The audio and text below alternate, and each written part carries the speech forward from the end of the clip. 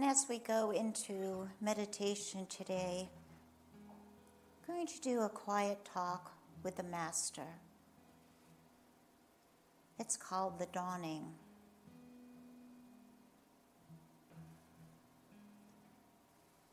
My beloved, the new day is at hand.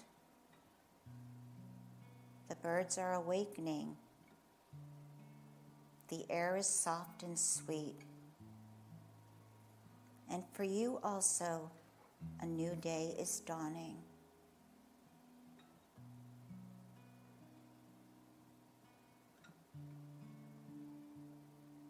You feel that you have lived, have loved, have rejoiced, and sorrowed.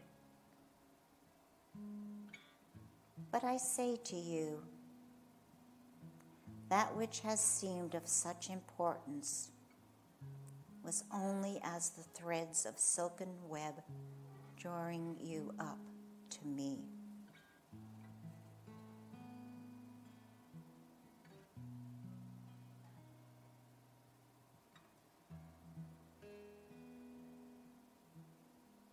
Your life shall unfold. You are, as it were, but at the beginning of that which never began.